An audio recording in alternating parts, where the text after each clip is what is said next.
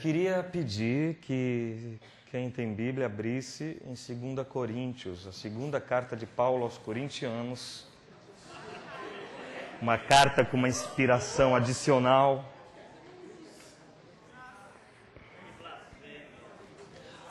Reverendo, o senhor está aqui? Estou aqui te revendo.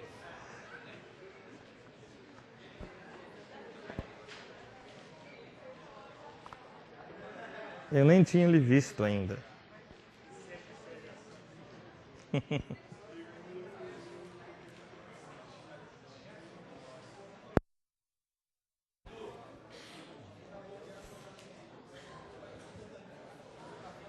Segunda carta de Paulo, só para relembrar, quantos são corintianos aqui? A maioria quase absoluta, eu não vou perguntar. São paulinos, quantos?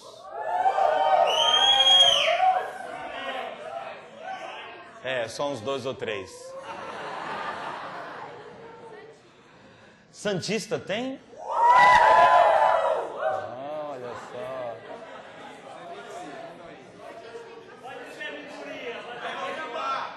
Agora veja que é verdade. No fundo, todo mundo torce pro Corinthians.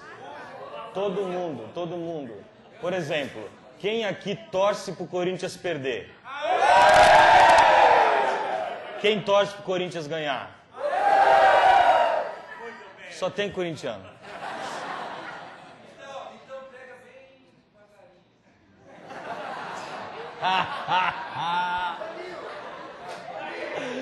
Boa! Legal. Para ver se o pessoal aprende, né? Ontem à noite eu fiquei muito feliz de ver o rostinho de vocês lá. E nós estávamos juntos. Um monte de gente nunca tinha entrado numa igreja. Você viu que, não é? Ninguém mordeu vocês. Aconteceu alguma coisa ruim ontem lá? Tudo deu certo, não é? É um lugar normal, tem gente lá dentro, né? Tem gente estranha também, mas gente estranha tem em todo lugar. Então, muita alegria de que vocês estiveram lá com a gente, nós, os adultos que estávamos lá. Muita alegria que vocês me animaram e também corresponderam de uma forma que me ajudaram bastante. Eu admito que isso aconteceu de verdade, né? E graças a Deus.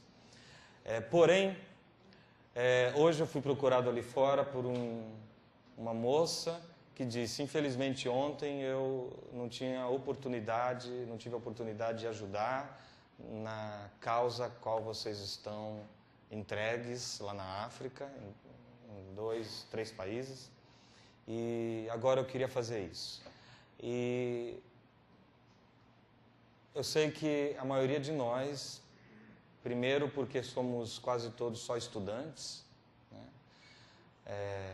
Eu me incluo porque eu faço um doutorado em tempo integral. Sou meio vagabundo. E segundo, porque a gente veio para um acampamento, não é? A gente não trouxe dinheiro para cá. Então, eu não sei se alguém queria a oportunidade de fazer quando eu era bem jovenzinho ainda, adolescente, e de dar parte, um pedaço, que era aquilo que eu podia, da minha mesada, que eu também não tinha, mas eu fazia um jeito de ganhar dinheiro, dava aula particular, fazia coisas. Só fazia coisas lícitas, né? Mas algumas. E eu era secretário de missões da Igreja Presbiteriana Independente. Então eu tinha contato com todas elas. Tinha 17 anos, mas tinha um cargo relativamente sério dentro do negócio lá. E aí eu me apaixonei pelo que eles faziam. Talvez isso tenha tido um efeito de atração sobre mim agora, para que eu pudesse, de contribuidor, de quem ora por quem vai, me tornar alguém que, de fato, seja quem vai. E agora, depois de ter ido algumas vezes, é uma pessoa que está aqui fazendo a pior parte, porque essa eu nunca esperava ter que fazer, que é conhecer lá as necessidades radicais, escolher qual criança salva, qual criança não salva, para chegar aqui, depois de ter visto tudo isso, tomar cuidado com algumas fotos que vai mostrar, para não ser apelativo ao extremo, e desejar em todo lugar que as pessoas me deem dinheiro para que eu possa mandar para lá. Não é uma posição confortável a minha, nunca fui treinado para isso, nunca imaginei que seria a minha parte agora, mas meus olhos viram e agora não tem mais jeito de eu voltar atrás. E daí que eu que já fui o cara que contribuía, e me tornei o cara que foi, e agora sou aquele que busco fazer com que, junto com a minha contribuição, outros tantos o façam. Então, ontem à noite nós levamos 2.450 folhas de preenchimento que o Wellington vai explicar aqui. Pode, pastor? Não, eu quero saber se pode. Wellington, vem cá, mano. Ele também não foi treinado para isso. A gente levou, só que a gente é muito desorganizado, né? A gente tentou devolver, o cara não quis hoje. Pessoal, bom dia. Como o Marcelo falou, ontem a gente levou, mas na correria e o Espírito de Deus acabou levando o Marcelo a fazer o que ele mais gosta, e o que é sempre essencial para a gente, que é pregar Jesus, pregar a cruz. Né? Isso é o que realmente a gente quer fazer e o que a gente faz mesmo. Porém, eu queria deixar a oportunidade, como o Marcelo falou com vocês, de vocês estarem preenchendo essa ficha. Lógico, quem quiser, na medida de que pode ou não, tá? Nós vamos deixar lá no fundo, não vou pedir para distribuir para ninguém levantar a mão, tá? E se você quiser, vai estar lá no fundo depois, você preenche, ou entrega para a gente, ou se você não quiser entregar agora, pode entregar para o Morango, depois é Morango. E aí o Morango vai passar para a gente, tá? Uma outra coisa que a gente trouxe foram alguns livros. Pega um ali, Marcelo, deixa eu... Esse livro conta em detalhes tudo o que aconteceu na primeira viagem que a gente fez lá para a Nigéria. Então está tudo bem explicado aqui. Vocês vão entender que é um fenômeno que está além da religião, é um fenômeno que tem se tornado cultural. E isso é muito triste, né? O Marcelo já mostrou algumas fotos, as outras estão aqui com cada história respectiva. Então nós temos ali 6 livros. Se você quiser levar também para se informar do que está acontecendo, esse aqui é o diário, é o relato de quem esteve lá. São 6 exemplares que tem ali, o custo é R$80. Se você não tiver o dinheiro agora, também não tem problema. Depois você acerta com o Morango, como o Marcelo já falou, o nosso objetivo não é nem vender livro e nem arrecadar fichinha aqui, mas os livros estão aqui, tá? Se vocês quiserem, no final também você pega ou comigo aqui ou lá no fundo, e aí você vai saber de uma história bem completa. Beleza? Obrigado. Quem não tem dinheiro podia se cotizar, né? 3 colegas, de repente, conseguem comprar um livro e ler, cada um lê uma vez, né? Dá até para comprar mais livros, se for assim. Se você... Dá para 3 amigos comprar 3 livros, aí também dá. E aquele, no caso, nós estamos aqui no estado do Paraná, não é isso? Eu não estou entendendo o que é aquele símbolo do Flamengo ali. Vocês são... pessoal flamenguista. Quem é flamenguista aqui? Nossa! A nação rubro-negra está presente em peso. O peso do Alexandre. Pode deixar o símbolo aí, porque deu até pena agora, Alexandre.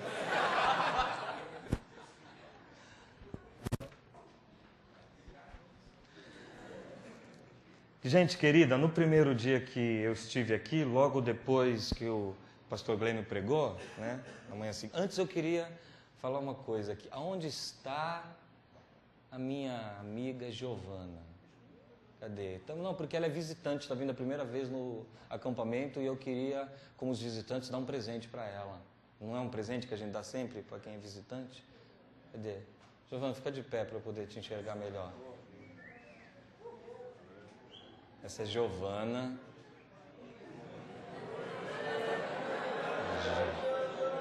Já é de maior. Era bom dizer, era importante dizer que ela já é de maior. Porque não parece, né? Porque é uma menina, é um doce. É carinhosa, ela é inteligente, ela é muito inteligente. Né? E ela entende sobre todos os assuntos, e geografia, matemática, tudo que os meninos gostam de conversar. Né? Ela entende bastante. Ela levou DP no primeiro ano da faculdade, mas a faculdade dela é muito difícil. Ela resolveu rápido a DP, a professora que era louca mesmo. E a gente estava num cruzeiro e ela estava desesperada com isso do DP, e vários rapazes ao redor dela não queriam saber de ninguém, porque ela precisava resolver esse problema do DP. Só que agora ela já resolveu o problema do DP. E ela está com a cabeça livre desse negócio. 2 Coríntios 12.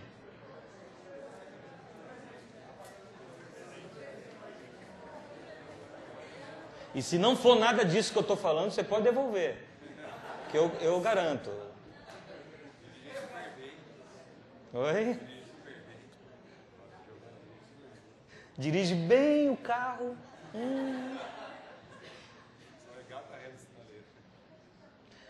O que ela fez mesmo ontem? Não, anteontem. Ela falou que quando ela está com pressa, ela pega o carro, tira da quinta, bota na primeira e acelera. Então, pessoal, alguém, por favor, dirige o carro da Giovana, porque senão o pai dela vai sofrer. Quando eu estive aqui com vocês, naquela oportunidade que era sábado pela manhã, nós falamos que na cruz Jesus tinha estabelecido o que aquele livro, O Segredo, não sabe. A lei da atração, o tema do acampamento, o qual todos nós estamos insistentemente trabalhando. Na passagem na qual Jesus diz: quando eu for erguido, levantado, atrairei todos a mim. E ao final eu disse que isso tem uma aplicação personalizada. Jesus não está falando que o planeta vai ser magneticamente atraído a ele. Ele está dizendo que ele faz isso nas nossas vidinhas, na vida de cada um de nós. E nossa vida é um complexo de dramas, temperamento, alegrias, atividades, coisas que a gente tem em nós que a gente gosta, coisas que a gente tem em nós que a gente não gosta, coisas que há nos outros que nos chama a atenção para o bem, coisas que há nos outros que a gente tem repugnância. Você já percebeu? Você é muito, muito individual. Você é muito só você, não é? Não há um outro, por mais parecido que seja a sua semelhança em todos os aspectos. Daí que, para nos atrair a Ele, Ele se vale da nossa história. E foi esse assunto que a gente deixou pela manhã, naquele dia, para ser tratado hoje. Eu disse que a primeira coisa que eu percebo Jesus fazendo para nos atrair é nos expor às nossas próprias contradições. Eu não sei se você se recorda, mas eu disse que ele mostra para a gente, de algum modo, do que a gente de fato é feito. E como a gente está, de certo modo, muito distante do projeto que ele tem para a gente ser nele, sendo nós mesmos. Você vai se converter a Jesus, você se transforma numa nova criatura, mas não significa que você se muda de pessoa. Você não assume a personalidade de outra pessoa. Você continua você, só que agora confiante que é filho amado do Pai por meio de Jesus. Essa é a nova criatura. Nova criatura é uma pessoa que confia, como os pastores têm dito aqui. Tem fé, a despeito de qualquer circunstância negativa na vida.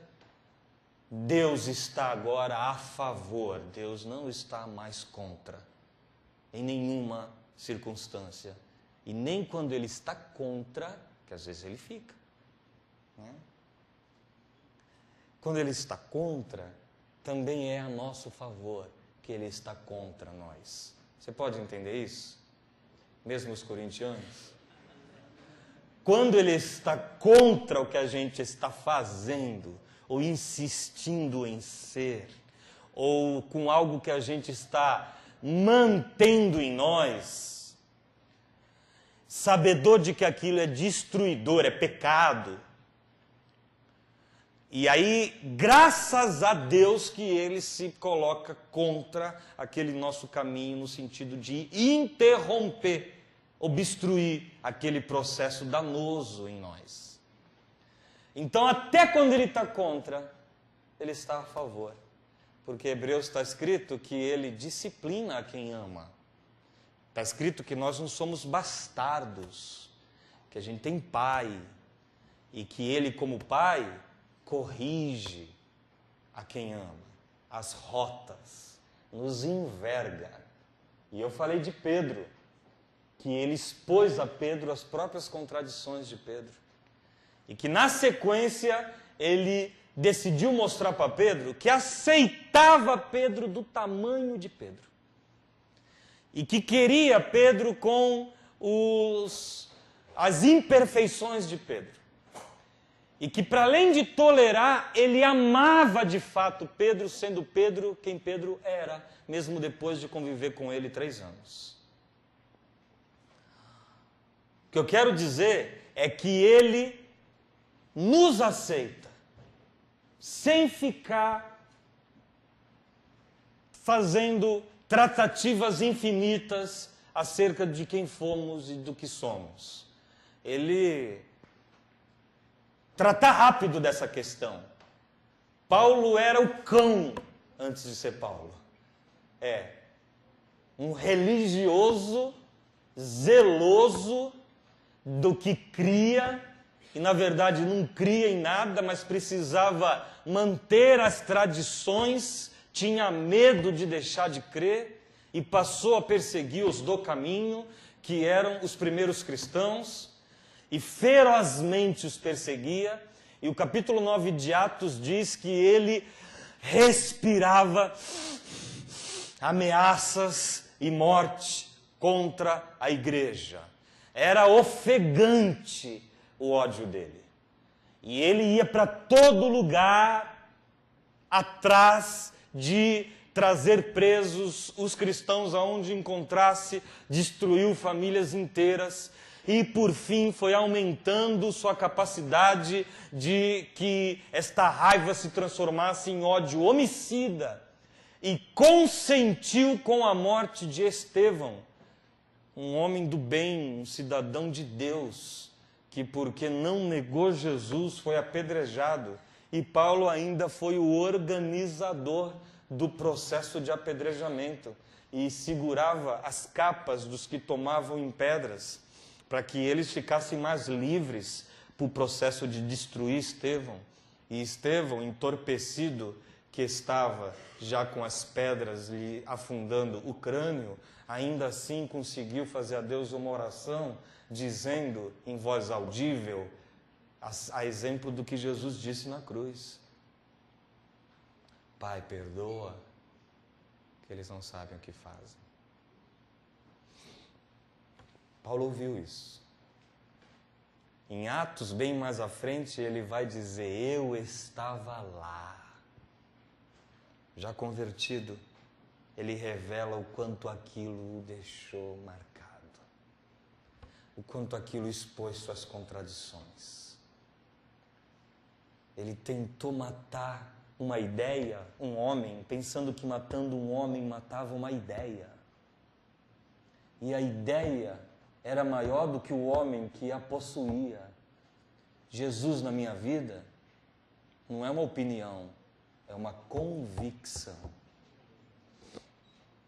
Sabe o que isso significa? Opinião é o que eu tenho. Você não tem um monte de opinião? Cada um aqui tem um time diferente, a gente está vendo.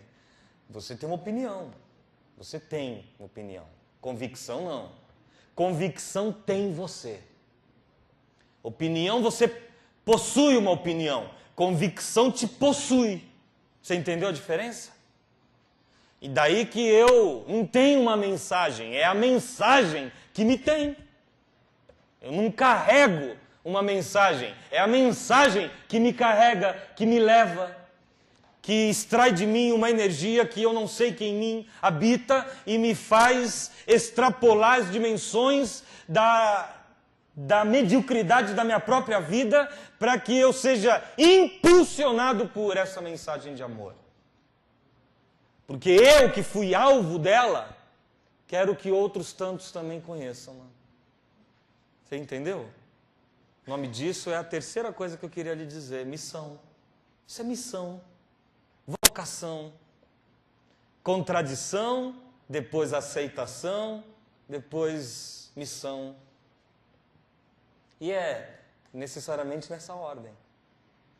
Porque antes disso eu só faço o que eu quero. Na missão eu faço o que ele quer. Paulo estava lá consentindo com a morte de Estevão e falou, rapaz, o homem está morrendo, inocente, sem culpa nenhuma, só por causa do que crê. E enquanto morre, perdoa. Aquilo o feriu, o machucou, você está entendendo? Você já viu gente fazendo bem a ponto de machucar outros? Eu era muito ingênuo. Quando eu fui fazer coisas no interior do Brasil e depois na África, eu era ingênuo, eu contava para as pessoas. Porque eu pensei que elas iam se encher do mesmo sentimento bom. Eu precisei aprender umas coisas muito recentemente. Que o mundo, se você insistir com esse negócio de amar, meu irmão, o mundo não vai gostar disso não. Ele gosta se você faz pequenos gestos de amor, que logo você desiste. Mas se você continuar, eles começam a se incomodar com aquilo. É um incômodo meio nocivo. Puxa, ele está fazendo isso e eu não estou fazendo nada. Então ele tem que parar de fazer isso. Você entendeu? Porque é nocivo? Porque enquanto ele está fazendo isso, puxa, eu podia fazer pelo menos aquilo. Não. Na minha experiência, o que mais acontece é exatamente o oposto. Ele está fazendo isso, eu não faço nada, é melhor ele parar de fazer isso. Aí eu não paro. E aí começa, aí na internet eu tenho que ouvir. Marcelo era um profissional clínico, agora vive do dinheiro de negrinhos africanos. Ele não pode conceber que eu faça isso de graça. Não cabe na cabeça dele. Aí um outro escreve para mim mesmo, dizendo que eles vivem dignamente lá onde eles estão. Não tem mansão. Mas e as mansões que vocês têm com as missões que fazem? O cara inventou até mansões pra gente. Eu tenho, Tá lá. Pior é quando o cara percebe que a motivação não é nem essa. De habitar um dia numa mansão. É só gratidão acerca do que já foi feito e não tem nada a ver com o que ainda o será. Aí, não existe isso não, meu irmão. Neste nível de convivência aqui humana, sem intervenção do Espírito, isso não existe. Eu assimilei que isso não existe e, inclusive, parei de falar. A pessoa tem que insistir muito para eu contar alguma coisa. Do contrário, eu de fato parei. Não conto. Olha, o rei Ezequias foi mostrar as riquezas e deu o que deu. Exato. Aí você vê inveja, você vê tudo. E quanto é que você leva nisso? A pessoa fala. Aí tem aquele pessoal todo, um monte, que não faz porcaria nenhuma. Mas toda hora eu recebo o mesmo e-mail. que vocês estão fazendo na África com tanta coisa para fazer aqui no Brasil? Você pensa que eu mando o nosso currículo de coisas feitas no Brasil? Eu só digo, eu estou na África porque eu estou tranquilo, você está lá no Brasil.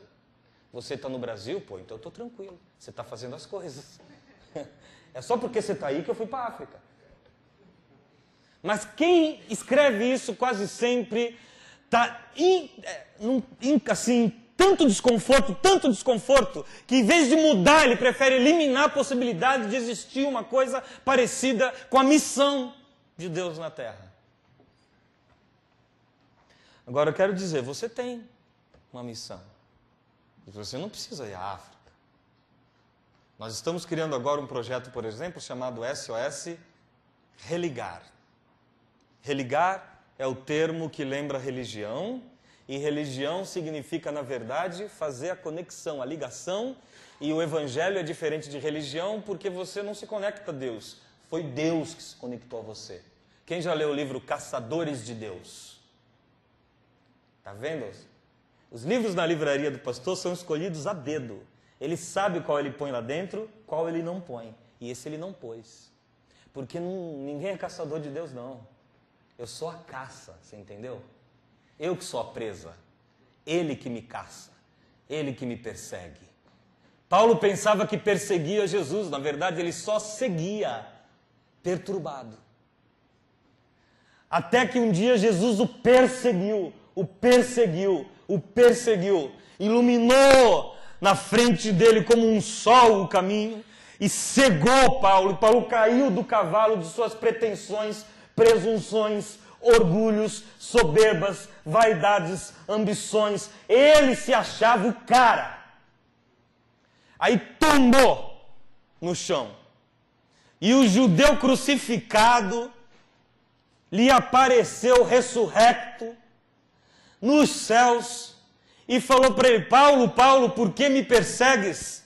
Quem és tu para que digas que te persigo? Eu sou a Jesus a quem tu persegues. E aí há uma informação interessantíssima que mostra como era Jesus que estava caçando Paulo e não Paulo caçando Jesus. É quando Jesus disse: é como é duro para ti.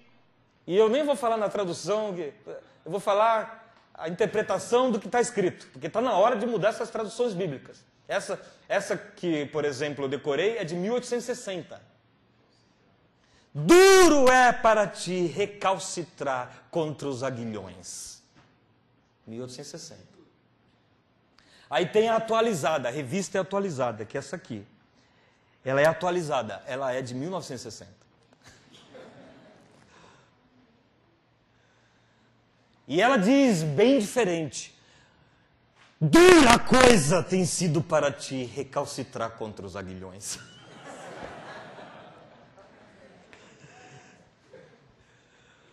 Jesus está dizendo: Saulo, Saulo, até quando você vai resistir às minhas perturbações ferradas, fincadas? Sabe o que é aguilhão? Aguilhão é aquilo que se usa para fustigar boi selvagem, para domar cavalo selvagem. É para arrebentar o bichão por dentro, por baixo, para ver se ele sossega. Olha o que Jesus está falando para Paulo. Está sendo duro para ti. Falou isso no meio da visão. Está sendo duro para ti resistir um beliscão de Deus. Você já imaginou um beliscão de Deus? Ele toma até cuidado para não beliscar a ponto de matar. Um beliscão de Deus. Tem gente que, por exemplo, não tem nenhum temor de Deus. Um casal no caminho Campinas me ouviu pregar e quando eu desci eles vieram perturbados assim. Ajuda a gente. Aí, o que foi? A gente se ama, a gente quer casar, mas o pastor disse lá na nossa igreja que não é mais para a gente namorar e ficar junto. Falei, tá, já sei, mais uma história daquelas que vocês fizeram o que não devia, tocaram onde não podia, colocaram o que não era para colocar no lugar que não devia colocar. Eu já pensando comigo, né? Qual foi? O que aconteceu? Não é, porque ele tem um transtorno bipolar, o moço. Então ele já teve 2 surtos. Ele tem um problema psíquico, neurológico, e o pastor testemunhou um dos surtos, na qual ele apagou. E aí ele disse para a moça, melhor você não casar com ele. Na sequência ele disse, não quero que você case com ele. Logo mais, como eles rapidamente viram donos das pessoas, não é para você casar com ele.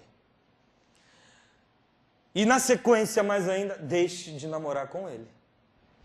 E eu ficava olhando para ele, eu ainda não quero ficar acreditando em vocês antes de saber o que o pastor de fato está querendo dizer. Só estou ouvindo a versão de vocês. Me diz claramente, mano, para eu poder te ajudar, qual que é o teu problema? O que você faz? Você é um mulherengo? Não, eu sou bipolar. Tá, mas você bate nela? Aí, não, eu só apago, eu sou bipolar. Você é ciumento e possessivo, porque se for, eu mesmo vou... Se você tiver aqui um namorado, uma namorada ciumenta e possessiva, que você vai ser revelado agora. Eu mesmo vou começar a fazer igual ele, vou proibir esse seu relacionamento nojento. E que fica ilhando as pessoas. Então tá resolvido. Eu nem preciso fazer o treco, porque o pastor ajuda. Desceu o cacete. Não case com essa menina possessiva e ciumenta. Maluca que acha que todo mundo que se aproxima de você quer pegar você.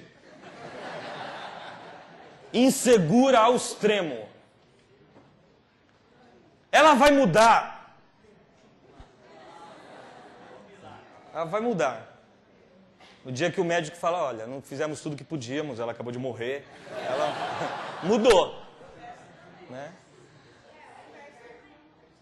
O inverso, principalmente, esses caras, porque eles ainda batem. Eles batem. E eu perguntei, você bate? Não, eu sou bipolar, eu estou tomando até remédio, tá? Eu estou tomando meu remédio. O bichinho não tem culpa de ter um transtorno psíquico. Falei, você dá testemunho acerca de tudo que ele está dizendo? Ou você é sadomasoquista, não sei? Ela, não, eu amo. Ela olhava assim para ele, ó. Ele é meu, eu sou dele. Falei, já sei, os pais não querem. Você é drogado, maconheiro? Aí, não, pastor, eu sou bipolar.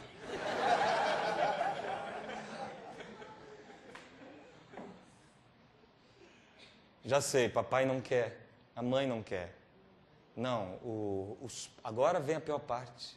O pai e a mãe de ambos aprovam o namoro e o casamento. Aí comecei a babar de raiva. Falei, se o pai e a mãe aprovam, se o seu pai também aprova e sua mãe aprova, apesar dele ser isso aí. Se vocês são 2 adultos de maior de idade, você trabalha, meu amigo? Trabalho. Ela, eu também trabalho. Trabalham ambos. Que raio que vocês estão dando ouvidos ao pastor?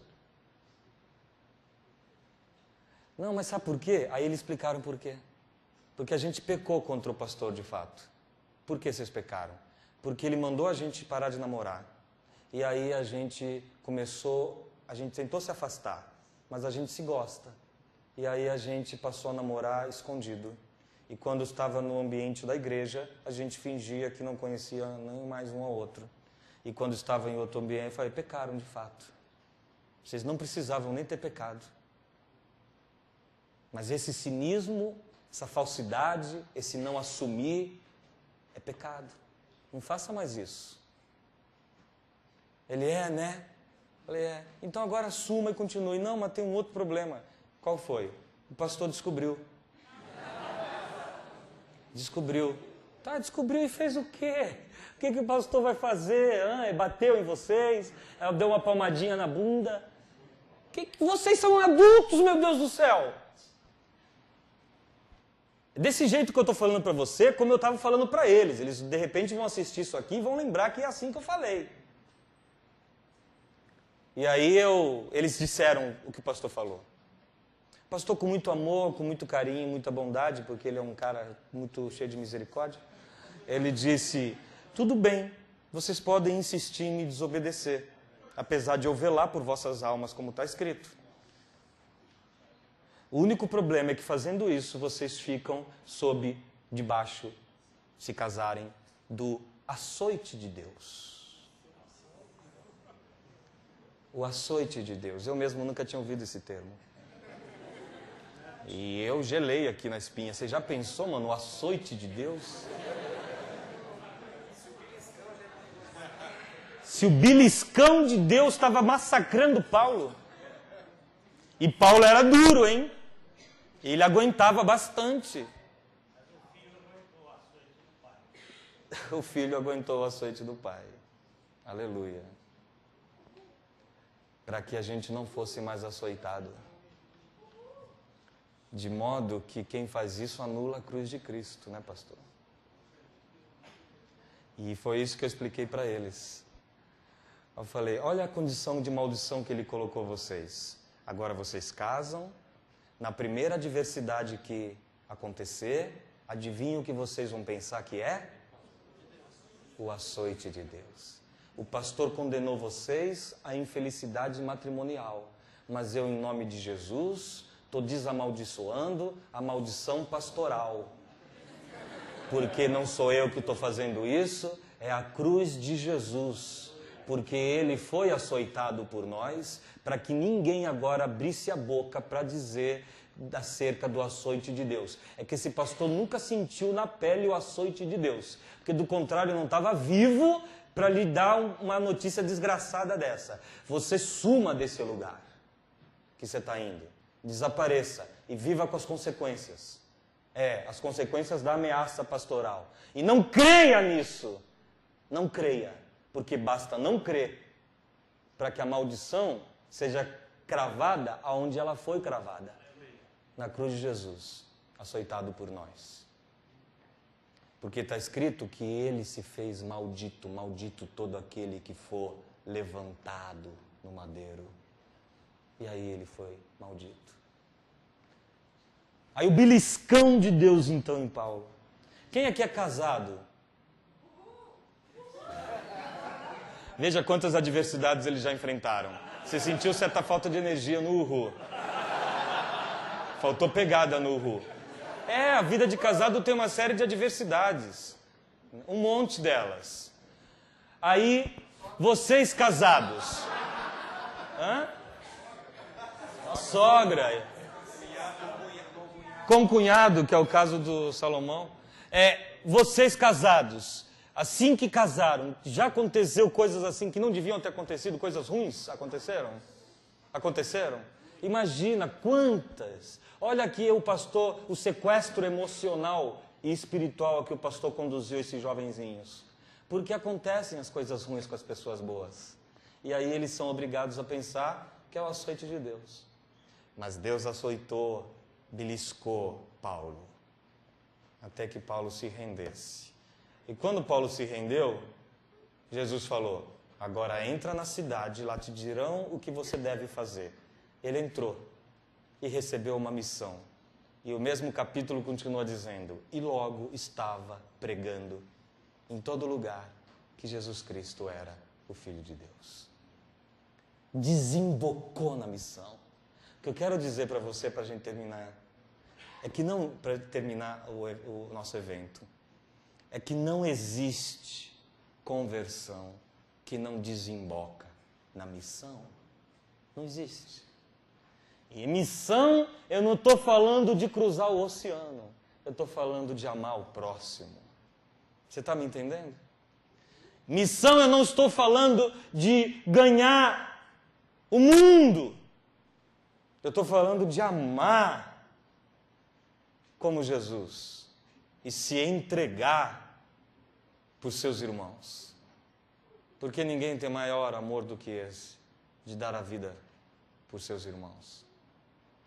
E esse é um tema desconfortável por excelência, que significa se mexer, deixar que Deus nos conduza para onde Ele nos quer conduzir. E você se pensa incapaz, impossibilitado, não é para mim, é para o outro. Minha adolescência foi horrível. Eu sempre vinha um missionário e falava lá na frente, mostrava a desgraça no planeta. Janela 1040, quem conhece isso? Alguns conhecem. Janela 1040, o trono de Satanás, o evangelho não entra. Lá vive a maioria da humanidade. E enquanto nós aqui do acampamento vamos para o céu, todos eles estão indo para o inferno sem escala. E você não vai fazer nada. E aí, eu era obrigado a levantar. E na minha época era aquela que ou fazia faculdade ou ia para a missão. Ainda tinha essa. Aí, eu fui para a faculdade. Na minha época, ir para a faculdade era pecado. Fui para a faculdade com dor na consciência, que eu não fui para o campo missionário. Mas veja, missão não é isso. Missão não é ganhar o mundo, até porque os evangélicos nem querem ganhar o mundo mais, eles querem ganhar do mundo, você entendeu? Ganhar do mundo, a gente é mais, a gente é melhor, a gente sabe mais. Você não presta, você é do mundo, do mundo. Você é ímpio, ímpio, eu sou bonzinho, você é ímpio. Você é ínico, a gente aprende um monte de novos palavrões, você entendeu? Palavrões evangélicos. Aquele moço ímpio, aquele moço do mundo, você nem sabe os processos de Deus na vida dele. Quem é você para falar alguma coisa? Respeite o outro, você não sabe. Você não sabe como Deus já está também beliscando a vida dele. Que Deus o amou na cruz como amou você, sem nenhuma distinção ou diferença. Você não sabe. Mas vamos ganhar do mundo. Tem um monte de gente aí no carnaval tentando ganhar do mundo. Coloca o seu som aí que a gente coloca o nosso aqui bem mais alto. Lá na barraca das praias em Santos é assim. As barracas de praia, a sonzeira do carnaval, os projetos da igreja de evangelização são esses. Monta a barraca de carnaval do lado também. Nessa aqui está todo mundo pelado, nessa aqui está todo mundo vestido. Essa é a forma de a gente dizer para o mundo que Jesus os ama. Aí a gente pega a nossa caixa de som, vira na direção, assim, na direção deles. Vai, Aline Barros, manda ver aí, vamos lá! É assim. É ou não é o que a gente faz? É uma competição. Não é para ganhar o mundo. É para ganhar do mundo. Aí quem sabe assim o mundo, olha como eles fazem as coisas. O som é bem mais alto. Uau, vamos nos entregar a Jesus, porque... Enquanto isso, eles só estão ali meio invejosos, que eles queriam estar lá. Uma vontade de extravasar. E lá do outro lado ainda estão cantando, extravasa, libera, deixa tudo. E aí eles viram, restitui. E vai assim. Isso não é evangelho, não. Isso não é missão. Ponto final. Não tem? Agora, quais são os processos de atração com a qual Deus envolveu você? Quais foram suas contradições? O que é que ele teve que aceitar para finalmente você desembocar numa missão? Pergunta aí para o irmãozinho do seu lado, como foi que ele te atraiu? Quando foi levantado. Como foi?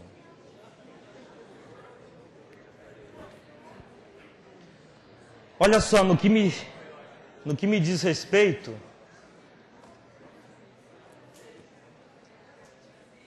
eu tentei ser católico, mas enfiei o pé naquela lama de parafina que tem nos cruzeiros onde se coloca as velas no cemitério. E eu pensei que um monstro ia me puxar de lá, eu tinha uns 7 anos de idade, e caí ali dentro daquele negócio de larva ardente, e nunca, meu Deus do céu, aqui foi um susto desgraçado. E naquele mesmo dia, voltando para casa com a minha avó, a gente viu uma fumaça assim na rua, tem alguma casa pegando fogo, vó? É, era nossa. Pegando fogo, e os bombeiros já estavam lá, um inferno. E eu não sei se eu fiz uma relação mal feita entre o meu pé na parafina da vela derretida e o fogo na casa. Eu passei uns bons 7 anos sem me aproximar de nada que parecesse com a cruz. Foi. Só que o problema é que eu tinha uma casa incrivelmente disfuncional. Papai batia na mamãe. Minha mãe tinha o nariz rasgado ainda, de que quando estava grávida do meu segundo filho, meu irmão, espirrou um bife no rosto dele assim, aquela faísquinha que sai do bife, que vem prontinho assim, ela trouxe para ele comer grelhadinho ainda, só que espirrou e ele, nervoso que estava com alguma outra coisa, virou um soco no rosto da minha mãe e minha mãe desmaiou. Eu tinha 3 anos de idade. Minha mãe desmaiou, ele se assustou com aquilo, levantou ela assim e disse: pela vida da minha mãe, eu nunca mais toco nessa mulher se eu não a perder e nem o filho que está na barriga dela. E por causa desse evento, de fato, ele nunca mais bateu nela, mas nem precisava. Ele conseguiu fazer coisas muito piores. Meu pai foi um homem de muitas mulheres. Meu pai namorou as empregadas que a gente tinha e fazia isso às vezes com troca de olhares na mesa onde comia eu, minha mãe, ele e a empregada. Meu pai escondia dinheiro para que ela não visse, pegava pelo pescoço assim, mas não apertava porque ele tinha prometido pela vida da mãe dele. E eu confiava muito nessa promessa. E minha mãe também. Tanto que ela fazia de tudo para apanhar.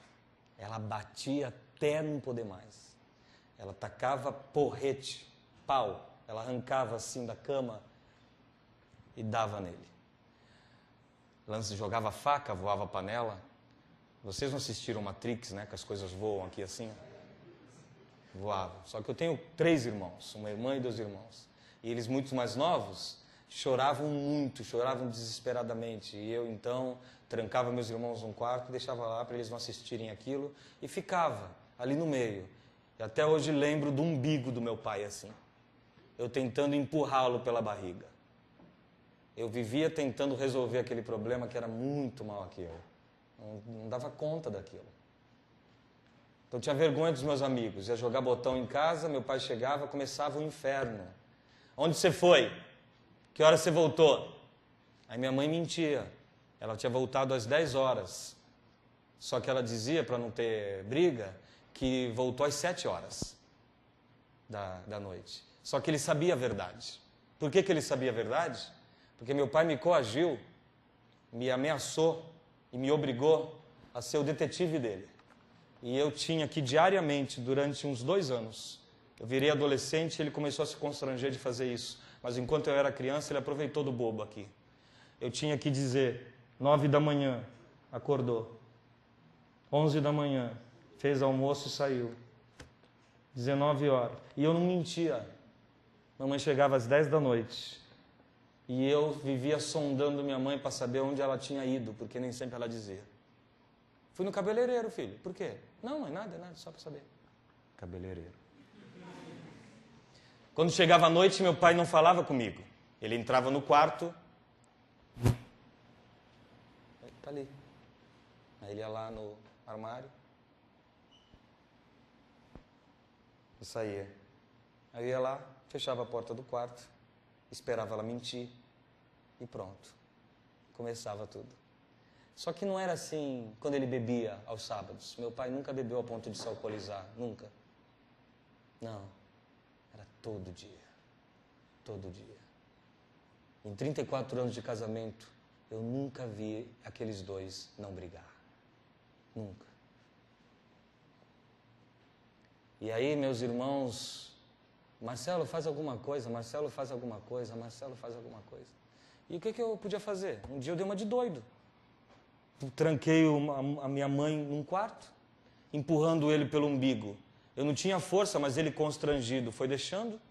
Tranquei no outro quarto, a casa tinha 4 quartos. Tranquei meus 3 irmãos no outro e fiquei na sala com a chave, sozinho. E todo mundo batendo. Abre aqui! Abre aqui! batendo, e eu com a chave na mão, falei, agora eu não posso abrir mais, porque se eu abrir, meu pai vai me matar. E eu fui lá. Falei, não sei, vou salvar minha mãe primeiro. Falei, não, que ela vai provocar, melhor deixar. Porque ela provocava, minha mãe provocava muito, muito. Meu pai vivia unhado, arranhado. Aí, eu chegava assim na porta dele e falei, eu não estou nem aí que ele vai me surrar por ter o trancado aqui. Eu só vou abrir se ele me prometer que não volta para o quarto dele. E que fica calado até a noite acabar. Aí eu chorava demais, pai promete. Filho, abre a porta. Pai promete para eu poder abrir. Aí você não está entendendo. Eu estou mandando abrir a porta. Ferrou. Aí eu, pai, você não está entendendo. Eu só vou abrir a porta se o senhor prometer ficar calado. Deixar a mamãe em paz. Aí, papai promete. Eu abria. Ele saía. Papai era grande para mim. Hoje ele é desse tamanho. Aí ele, constrangido com isso, ia para a cama e deitava e ficava lá. Mas não havia conversão. No dia seguinte, tudo se repetia. Eu tentava jogar botão com meus amigos enquanto o pau estava comendo. E meus amigos tentavam também fingir que estava tudo normal. A gente se abaixava de vez em quando. Aí ele, é melhor eu ir embora, né, Marcelo? Falava, mas sai por aqui, pelo outro lado. Então eu dava um jeito de meus amigos irem embora antes. E aí mamãe olhava para mim, quando eu comecei a ficar mais jovenzinho, e falava, sabe o quê? Quando meu pai agredia verbalmente tão forte. Você não vai fazer nada? Fazia assim para mim. Te pus no mundo para você ficar assim quieto? Você defende a forma como seu pai age comigo? Você acha certo? Você não vai fazer nada? Você não vai fazer nada? Você tem que fazer alguma coisa. Você é o mais velho dos seus irmãos. Ela nem sabia que todo domingo meu pai me levava no jogo. O jogo era assim. Ele saía todo banhado de casa na hora do almoço, pegava eu e meu irmão, colocava no Fusca e deixava a gente na matinê do cinema e ia motelar não sei com quem. Todo domingo. Como minha mãe nunca acreditaria que meu pai fosse pai suficiente para acompanhar o filho no cinema, só se ele estivesse doido, porque meu pai nunca me tocou, nunca me deu um abraço, nunca me deu um beijo e nunca passeou comigo ou me levou em algum lugar, seja lá qual for. Então minha mãe não ia acreditar. Então ele dizia no carro, depois que nos pegava de volta, é assim, nós fomos no jogo, papai foi com vocês no jogo, e vocês digam para a mamãe, o jogo foi tanto, o Santos, tanto, tal, Santos, tanto. O Santos sempre perdia, né? Meu pai era corintiano. Então, eu tinha que chegar em casa e dizer para minha mãe que nós fomos para o jogo. Sabe quando você chega na curtição do estádio? Um dia eu tentei não sair do carro, porque eu não aguentava mais ir no cinema. Aí eu tentei não descer e fiquei. Falei assim, pai, hoje não. E ele fez assim. Você não tem noção do poder desse Daí eu me diverti. E ele fez isso um tempão. Minha mãe nunca soube, não sabe até hoje. Quando depois de 34 anos ela disse, casou os 4 filhos e disse, acabou, vou embora. Ele já era um senhorzinho que passava as noites fazendo salgadinhos para o genro e para as noras.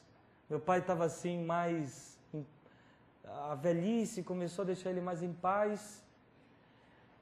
Estava menos pegador. Agora ele queria passar para mim o legado, me levava para o bar quando eu tinha 13 anos. Tinha noção de que não era para eu beber, eu tomava um Guaraná, eu já achava que tomar Guaraná era homem, porque pelo menos a cor era igual da cerveja dele. E aí no bar ele ficava fazendo a função dele de pai. Filho. É isso que eu estou assim, porque eu estou sentado no banco lá do bar. Filho, preste bem atenção. Um homem tem que ter muitas mulheres. Não, pai. Não é um homem, não é assim. Aí, um homem que não tem muitas mulheres não merece nem a mulher que tem. Uau! Eu estou até hoje tentando entender o provérbio. Falei, pai, o único problema é que a mulher que o senhor está tentando merecer, tendo muitas, é minha mãe. É só isso que não deixa colar em mim o provérbio de sabedoria paternal. Aí aos 14 ele liga para casa, deixa o menino pronto aí na porta, de banho tomado. Para onde ele ia me levar, eu não precisava nem tomar banho. Aí minha mãe, como é que é? Deixa o menino pronto aí. Você tá doido? Você tá doido? Nós estamos em 1980 e pouco, não estamos na sua mocidade não. Eu sou pai e essa é a minha função. Marcelo, vai tomar banho. Seu pai vai passar para lhe pegar. Falei, vou pro cinema de novo? Não, agora era ao vivo. Aí ovelha, sabe a ovelha no matadouro? Meu pai ia parar o Fusca a qualquer momento. Não tinha Viagra ainda naquela época.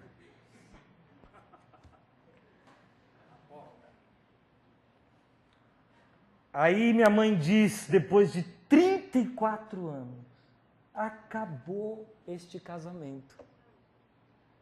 Aí meu pai, com avental ainda de fazer coisas pro genro e nora comer.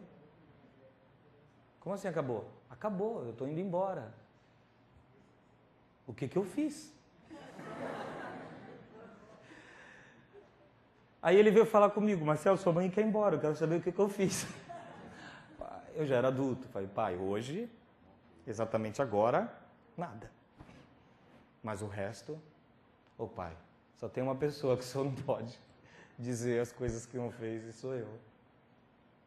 Minha mãe tentou separar do meu pai, ele pirou, ficou louco, surtou, começou um processo de perseguição atroz, terrível. E sentou na minha casa um dia e disse tudo que ia fazer contra ela, que ia estragar a vida dela. E ele, como um terrorista espanhol basco que ele é, ele colocou assim, eu falei, vai pai, coloca aí então as coisas que você vai fazer contra a mamãe. E ele colocou 5 coisas assim. Vou fazer um escândalo lá na escola onde era diretora, então ela vai ser demitida. Vou fazer um escândalo no prédio onde ela mora, para que ela não possa relocar o lugar. Vou fazer isso aqui, vou emparelhar o carro com o carro dela. E contando tudo que ele ia fazer, na minha casa. Só que agora eu tinha 37 anos de idade. Era um adulto, tinha 2 filhos. Falei, pai, vem cá. É isso aí que o senhor vai fazer? Ele é, filhote. Nós vamos ter que negociar. O senhor vai ter que desistir aí de algumas coisas aí. Ele é? Ele é. Regiane estava em casa. Deixou os doidos sozinhos falando na sala. O senhor vai ter que desistir de uma dessas coisas aí. Aí ele, tá, porque ela é tua mãe, né? Eu não vou fazer isso aqui. Eu falei, pai, olha só, passaram-se 25 anos. As coisas mudaram. O senhor não vai fazer nenhuma delas. Nenhuma. Aí ele deu um sorriso de deboche e falou, é? Por quê? Porque eu não vou deixar.